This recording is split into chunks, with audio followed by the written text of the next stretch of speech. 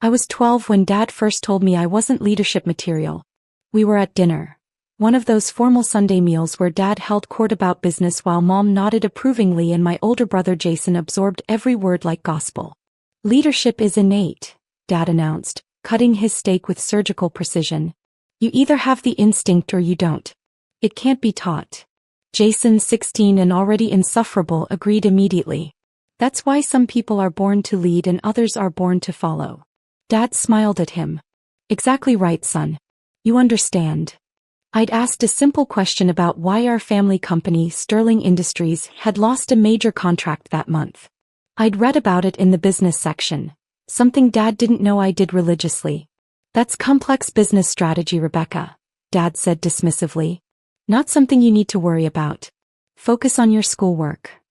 But the article said the client switched because of outdated production methods. Rebecca. His voice went cold. The boardroom isn't a place for children's opinions. When you're older, you'll understand that business requires a certain caliber of thinking. The implication was clear. I didn't have it. Mom patted my hand. Sweetheart, not everyone is cut out for high-level management. There's no shame in finding a nice stable career. Something administrative, maybe. We can't all be like your father and Jason. I was 12. And I learned to keep my observations to myself. Sterling Industries was a third-generation manufacturing company specializing in industrial components. My grandfather built it from nothing in 1958. By the time I was born, it employed 800 people and generated about $200 million in annual revenue. Dad became CEO when I was 8 after Grandpa's death. Jason was being groomed as heir apparent from birth. Literally. There are photos of him as a toddler sitting in Grandpa's office chair wearing a tiny suit. I was an afterthought. The second child. The daughter. The one who asked too many questions and didn't have executive presence. Jason went to Princeton. I went to State University because Dad said private school was an investment in future leaders, and I should be practical about career expectations. Jason majored in business with a minor in economics. I majored in industrial engineering with a minor in finance. Jason barely passed. I graduated summa cum laude. At his graduation, Dad threw a party at the country club.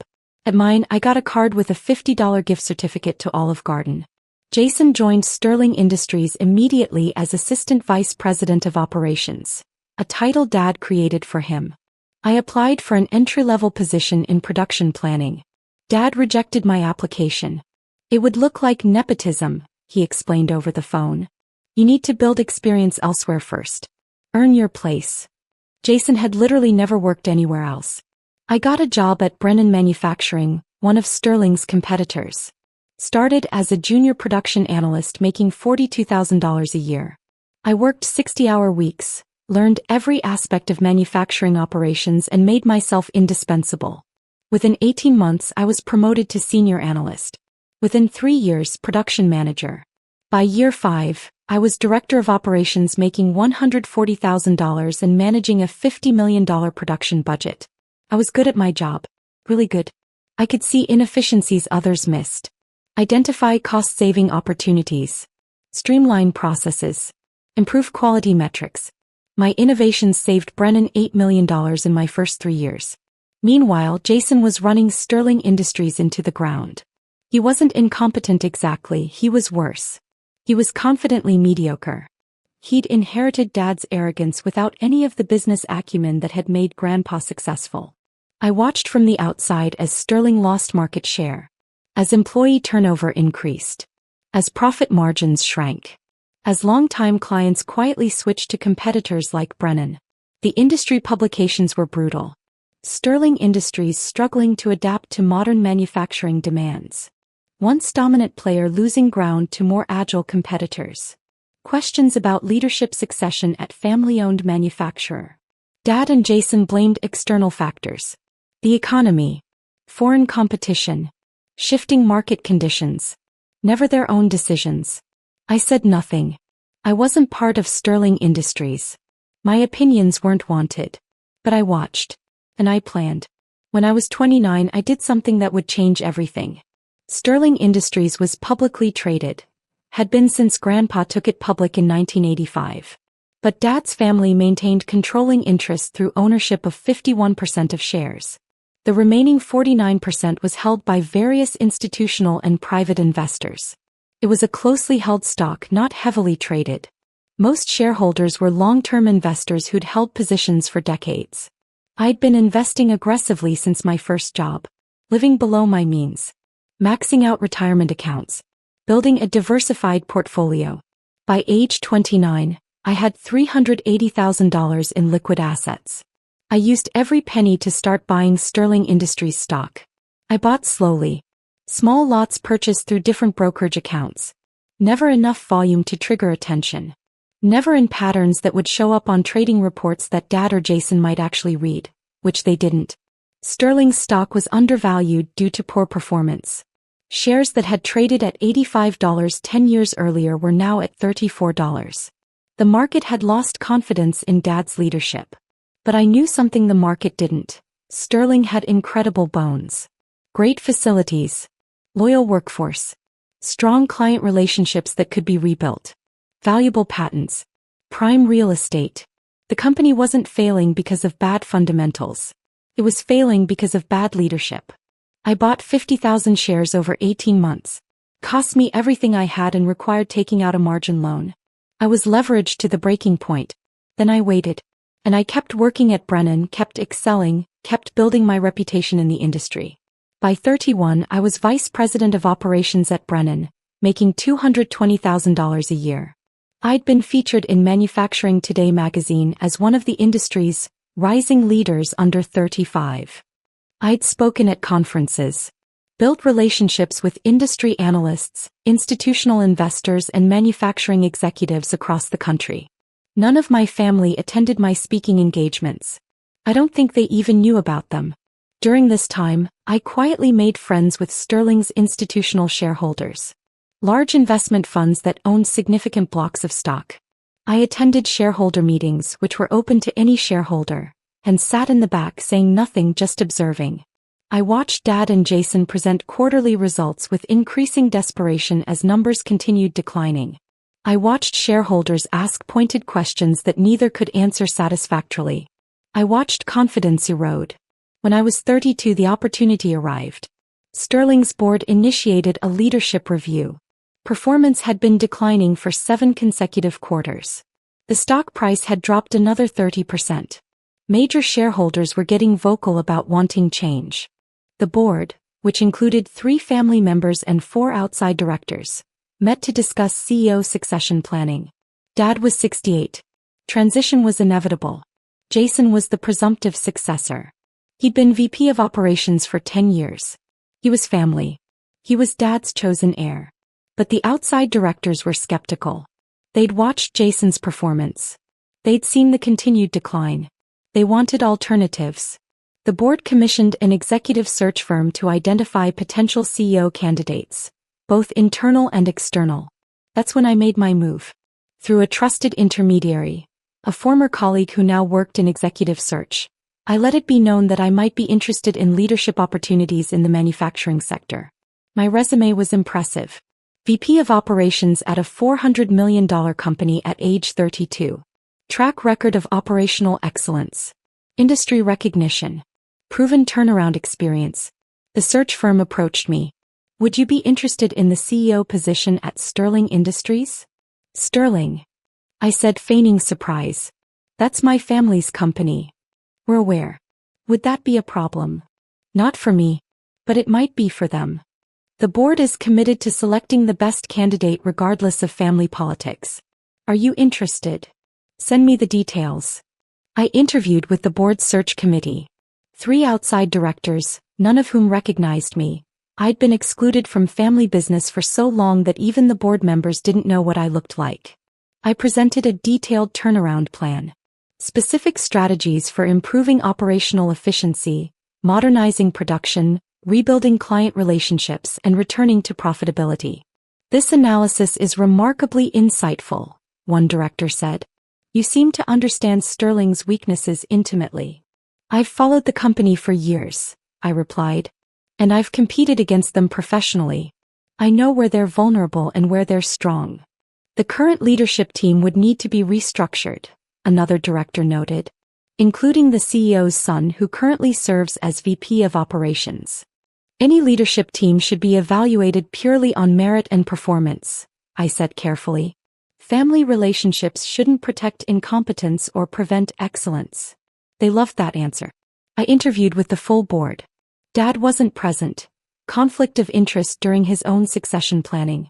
Jason wasn't included, he was under evaluation himself. I presented my vision for Sterling Industries 2.0. Modernization. Efficiency. Innovation. Growth. You're young, one family board member said doubtfully.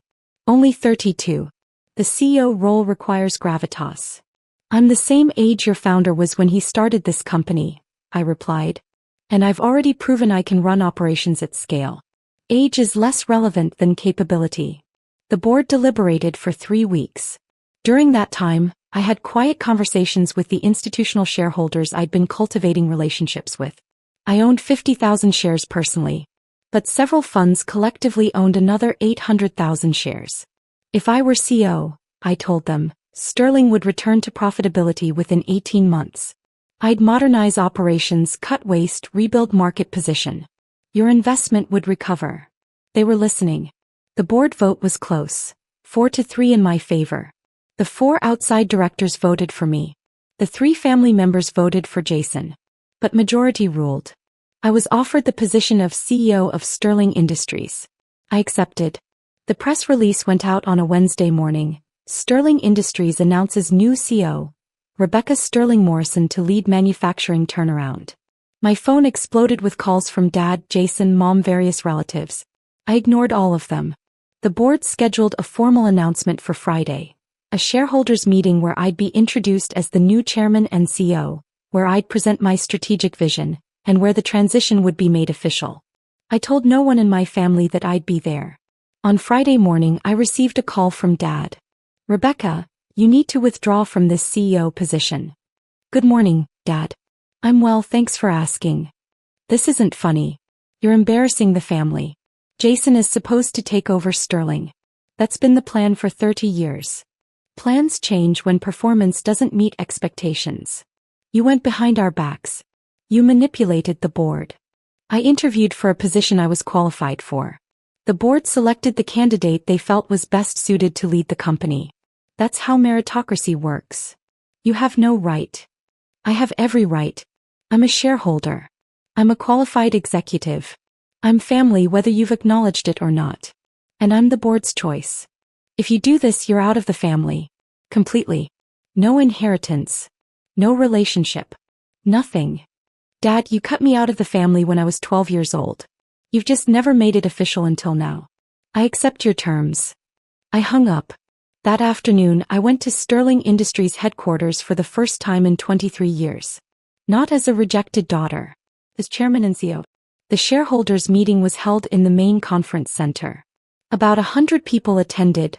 Board members, major shareholders, company executives, media representatives. Dad and Jason were already there, sitting in the front row with Mom and several other family members. They looked confident. Smug even. They didn't know I was the new CEO. The press release had said Rebecca Sterling Morrison. My married name. They'd never connected it to me. I stood in the back of the room as the board chairman, William Hartley, called the meeting to order. Thank you all for attending today's special shareholders meeting, he began.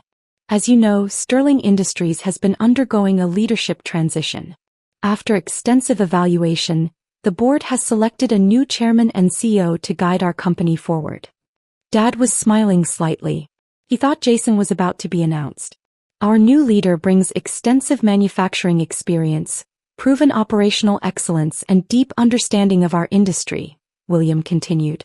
Please join me in welcoming Sterling Industries' new chairman and CEO. I started walking toward the front. Rebecca Sterling Morrison. The room erupted in applause. Dad's smile vanished. His face went white. Jason's mouth literally fell open. Mom gasped audibly. I walked to the podium with my head high, wearing a navy suit that cost more than Dad's car payment. Confident. Professional. Prepared. William shook my hand warmly. Welcome, Rebecca. Thank you, William. I'm honored by the board's confidence. I turned to face the room. Made eye contact with Dad. Jason. Mom. Then I looked past them to the shareholders, the executives, the future. Good afternoon, I said. For those who don't know me, I'm Rebecca Sterling Morrison. My grandfather founded this company 67 years ago. I've spent the past 14 years building expertise in manufacturing operations, most recently as VP of Operations at Brennan Manufacturing. I'm here today because I love this company, I understand its potential, and I'm committed to restoring Sterling Industries to industry leadership. Dad stood up abruptly. This is inappropriate. The board can't just. Mr. Sterling, William interrupted firmly, you're no longer CEO. Please sit down or leave the meeting. Dad's face turned purple. But he sat. I continued with my presentation. Detailed analysis of Sterling's current challenges. Specific strategies for improvement. Timelines. Metrics. Goals. The shareholders were engaged, asking intelligent questions. I answered every one with specificity and confidence. After 40 minutes I concluded. Sterling Industries' best days aren't behind us. They're ahead of us. Under my leadership we'll modernize, innovate and compete. Thank you. Strong applause. Several shareholders approached afterward to introduce themselves and express support. Dad, Jason and Mom remained seated looking stunned. Finally, as the room cleared, Dad approached me. Rebecca. We need to talk. Do we? You can't do this. You're destroying everything Jason was meant to inherit. Jason was meant to inherit a company he'd successfully run. He hasn't. The board recognized that. I'm the solution. Your family, Mom said, her voice breaking. How could you do this to your brother? How could you do what you did to me? I replied quietly. Dismiss me. Exclude me. Tell me I wasn't leadership material. Refuse to hire me. Never acknowledge my achievements. Make me feel worthless for 32 years. We never said you were worthless, Dad protested. You said it every day.